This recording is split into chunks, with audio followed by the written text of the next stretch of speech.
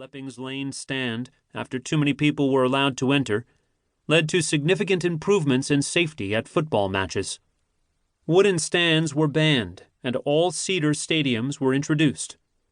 Policing at football matches today is so powerful, you wouldn't hesitate to take small children to games, as long as you covered their ears to protect them from the foul language.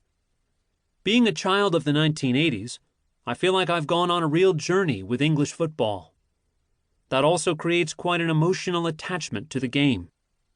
So, it was with visions of playing alongside the likes of Ian Rush and Kenny Dalglish that I dribbled my ball around my local park and headed goals between a couple of duffel coats acting as goalposts on the muddy grass.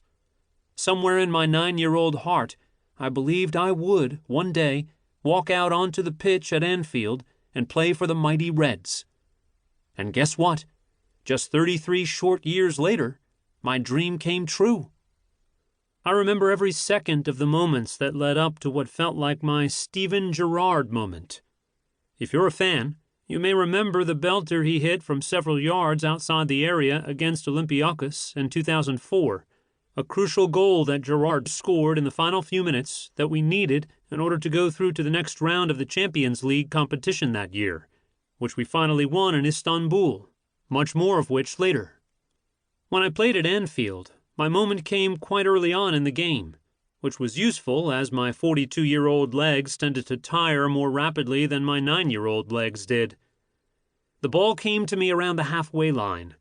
I received it knowing I had a defender on my back, but I did a nifty Cruyff turn, a move where you pretend to be about to strike the ball, but then twist your body at the last minute to trick the defender, made famous by Dutch footballer Johan Cruyff in the 1970s.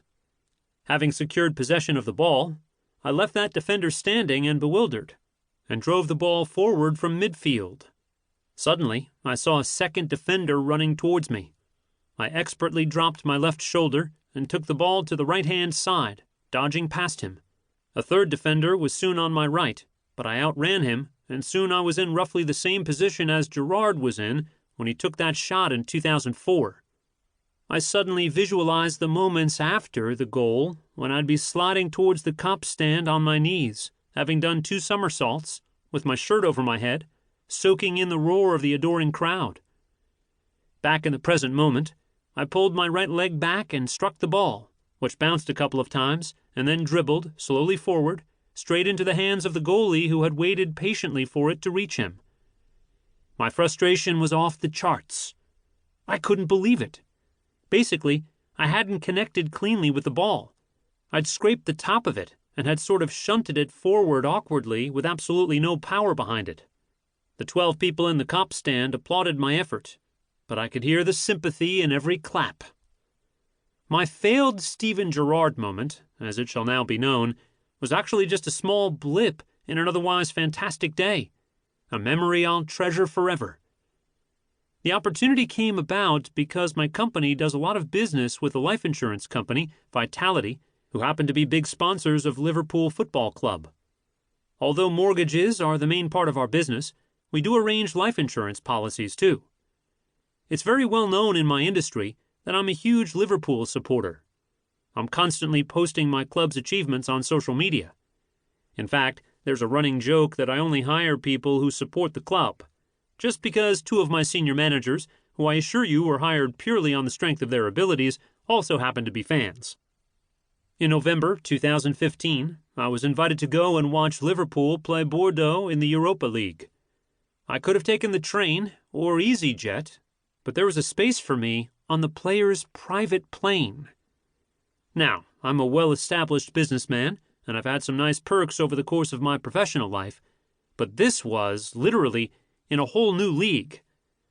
I was like a kid in a candy store. I've quite comfortably spoken in front of audiences of thousands, but in the presence of these players I worshipped, I was a nervous mess. I was so starstruck.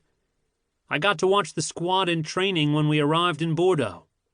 Then there was the game, which was brilliant, and afterwards there was a book and shirt signing when the players came and talked to the 15 of us who were guests of Vitality.